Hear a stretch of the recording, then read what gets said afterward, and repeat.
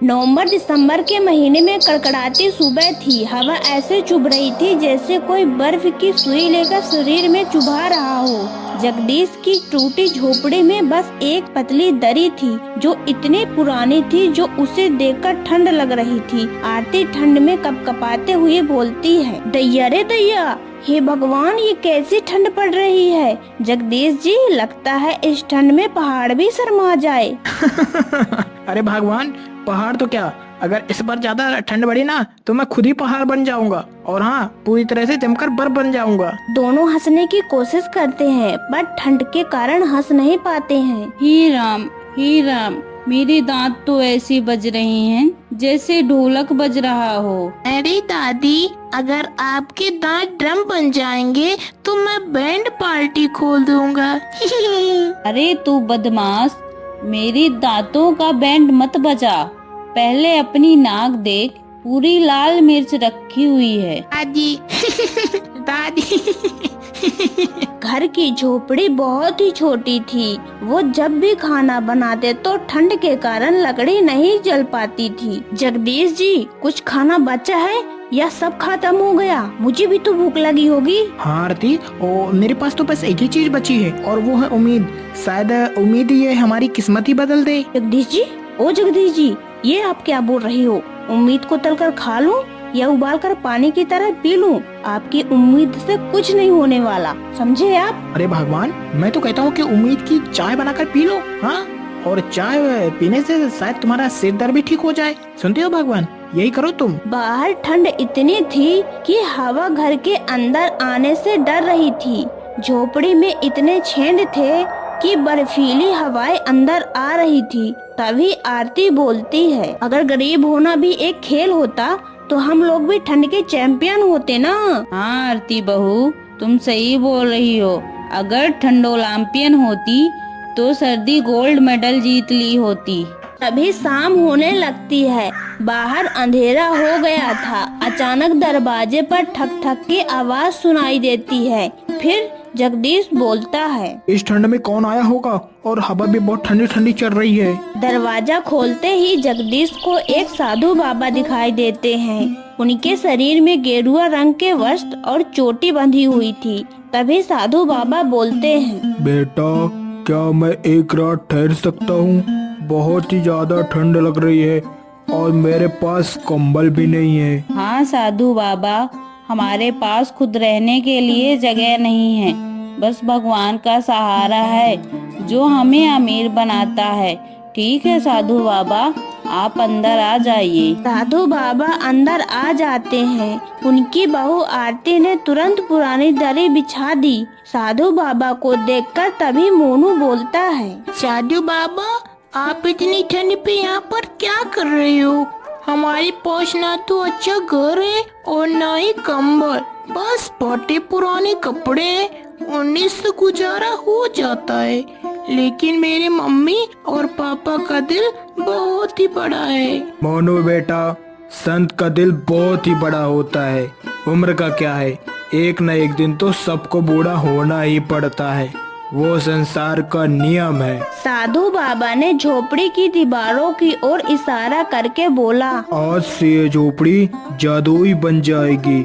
जैसी आपकी नियत वैसे आपका स्वभाव भी बहुत ही अच्छा है, इसलिए इसमें जब भी कोई अच्छे दिल से जरूरत को पूरा करने के लिए बोलोगे तो झोपड़ी तुम्हारी मदद करेगी। अगर कोई लालच करेगा तो झोपड़ी भी कभी मदद नहीं करेगी। साधु बाबा, हमसे कोई गलती हो गई तो कुछ ना देगी झोपड़ी? हाँ दादी, पर अच्छी नियत वालों के लिए यह दोस्त है। इतना कहकर साधु बाबा गायब हो जाते हैं। रात में इतनी ठंड थी कि झोपड़ी में सब कांप रहे थे। तभी ठंड देखकर आरती बोलती है, काश हमें गर्मी मिल जाती। मैं दिल से मांग रही हूँ झोपड़ी। अरे मोनू बेटा, देखो मैं जवान लगने लगी हूँ, अब मुझे कुछ नहीं होना पड़ेगा। तभी मोनू हंसने लगता है।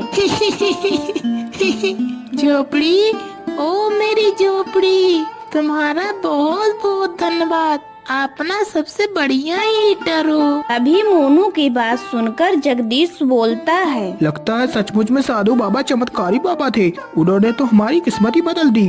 हाँ। अगली सुबह फिर से मोनू बोलता है। माँ, काश आज हमें खाने को गर्मा गर्मा खिचड़ी मिल जाती तो कितना ठीक रहता। अभी पल में चमत्कार होता है और झोपड़ी के अंदर ताजी ताजी खिचड़ी आ जाती है। दादी दौड़कर आती है और बोलती है, मोनू बेटा, यह देख, मेरे पास में ही है खिचड़ी। मेरी नाक कभी झूठ नहीं बोलती। अरे दादी, ये झोपड़ी तो सच में मददगार है, हम लोगों की मदद कर रही है। गांव में इतनी ठंड बढ़ गई थी कि अमीरों के घर में कंबलों की कमी होने लगी, लेकिन जगदीश के घर में गरम खाना और गरम गरम हवा भी थी। दीवारों की नमी गायब हो गई थी। गांव के लोग चकित हो गए। तभी पड़ोसी औरत बोलती है, अरे आंटी, तुम्हारे घर में तो ठंड का असर ही नहीं हो रहा। ना तो ठंड का असर हो रहा, ना ही गर्म का असर हो रहा, दोनों समान ही हैं। अरे दीदी, बस भगवान की दया बनी रहे, यही बहुत है। भगवान ने सब कुछ ठीक ही कर दिया है। अरे आरती बहू, बता दो ना झोपड़ी का जादू। नहीं नहीं दादी, इस झोपड़ी का भेद किसी को मत बताना कि झोपड़ी में जादू है। गांव में एक लालची आदमी था जिसका नाम भोलानाथ था।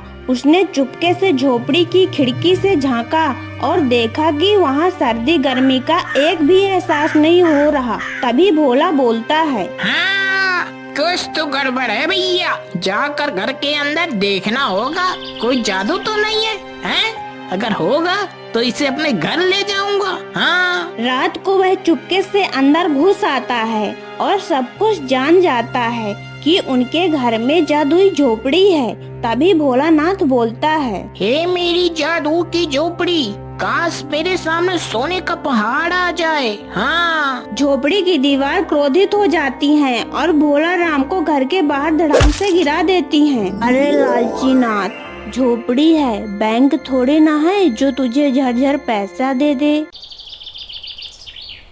कुछ दिन बाद दादी बीमार पड़ जाती हैं। ठंड इतनी ज्यादा पड़ गई थी कि उनका शरीर ठिठुरने लगा था।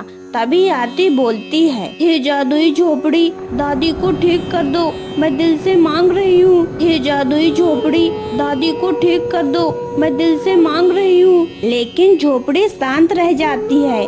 फिर जगदीश बोलता है, क्या हो गया भगवान? अरे लगता है साधु बाबा का जादू खत्म हो गया, अब क्या करें? अचानक झोपड़ी की दीवारों में चमक उठती है और सामने वहीं पर साधु बाबा प्रकट हो जाते हैं। फिर साधु बाबा बोलते हैं, बेटा, झोपड़ी सब दे सकती है पर जीवन नहीं दे सकती। जीवन ईश्वर के हाथ में है। हाँ, ठंड को कम कर सकती है और दीवारों से गर्मी से रोशनी फैलाकर दादी को ठीक कर सकती है। ये काम कर सकती है झोपड़ी। हाँ। दादी की हालत सुधरने लगी। गांव वालों ने मदद मांगी तो जगदीश ने सबकी मदद की। जगदीश जी, अगर ये झोपड़ी हमारे लिए बस होती तो कितना अच्छा होता ना। अब यह पूरे गांव वालों की मददगार बन गई है। अरे आरती, हमें तो साधु बाबा ने एक बात बताई थी कि हमें झोपड़ी ने सिखाया है कि अच्छाई बांटने से बढ़ती है। हाँ। भोलानाथ एक बार फिर आया और झोपड़ी से अपनी इच्छा मांगने लगता है। उसने दीवार को छुआ और कहा, हे मेरी झोपड़ी, मेरे लिए कुछ पैसे दे दे। हाँ, मेरे लिए कुछ रत्नी दे दे, बस मेरे लिए सब कुछ दे दे, सब कुछ। हाँ, जल्दी दे। झोपड़ी गुस्सा हो जाती है। हवा तेज चलने लगती है और झोपड़ी में रोशनी आ जाती है। अचानक भोला राम जमीन पर गिर जाता है। तभी साधु बाबा प्रकट हो जाते हैं और बोलते हैं, मूर्ख व्यक्ति, लालच किसी भी चमत्कार को नष्ट कर देता है और दया दुनिया का सबसे शक्तिशाली होता है, समझे? जगदीश बेटा, आरती बेटी, तुम्हारी नियत साफ थी, इसलिए झोपड़ी को पवित्र स्थान बनाए रखना। और हाँ, यह जादू हमेशा तुम्हारे पास ही रहेगा। लेकिन याद रखना बेटा, अच्छाई दिल से होनी चाहिए, ना कि दिखावे से। साधु बाबा की बात सुनकर जगदीश बोलता है, साधु बाबा, क्या हमें कुछ नहीं मिलेगा? तुम्हें मिलेगा एक ऐसा जीवन जहाँ भोजन की कमी नहीं होगी, गर्मी हो या ठंडी, तुम्हें दोनों का एहसास नहीं होगा और लोगों का प्यार भी बना रहेगा। साधु बाबा अचानक गायब हो जाते हैं। जादुई झोपड़ी के अंदर आने वाले हर व्यक्ति की मदद करने लगी। गरीबों के मदद के रूप में ढेर सारे कंबल दी। इस प्रकार से नीयत साफ हो, दिल अच्छा हो तो गरीब व्यक्ति भी सबसे अमीर व्यक्ति बन सकता है।